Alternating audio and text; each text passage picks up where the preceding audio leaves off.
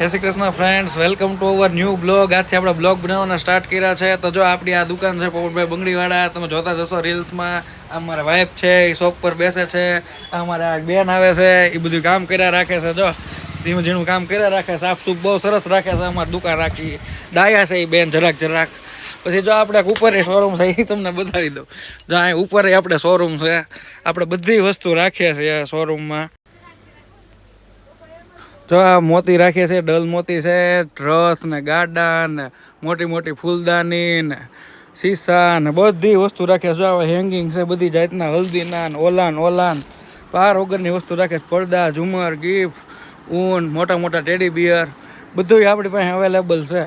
પછી આપણે મોતી ને તોરણ ને એવું બધું બનાવવા આપ્યા છે. જો એ બેન અત્યારે જમવા ગયા છે, એવું બધું આપણે અહીંયા પડ્યું હોય. જવા દ્વારકાધીશ છે, કૃષ્ણ ભગવાન છે, આવું બધું હોય આપણી પાસે. આવું બધું ઘણું રાખી આવી ઉઈને રાખી છે ને પર્સ રાખ્યા છે ને આવી કાચની બંગડી છે ને આવું બધું કેટલી બધી વસ્તુ રાખ્યા છે. લટકણ છે, બધી વસ્તુ છે. પાટલા બંગડી છે, વીટી છે, બક્કલ છે, મૂર્તિ છે. ક્યારેક આવો તો ખબર પડે આપણી મુલાકાતે. જો આવા ડેકોરેશનની બધી વસ્તુ છે. તો આવો આજે જ અમારી મુલાકાત લ્યો. અમારા મેડમ પાસે બેઠા બેઠા અહીંયા રીલું બનાવ્યા રાખે નવરા હોય ને તો, એટલે આવું બધું અમારે હાલતું રહેતું હોય. તો આવો અમારી મુલાકાત લ્યો. પોપટભાઈ બંગડીવાળા, આડી બજાર, બાબરા.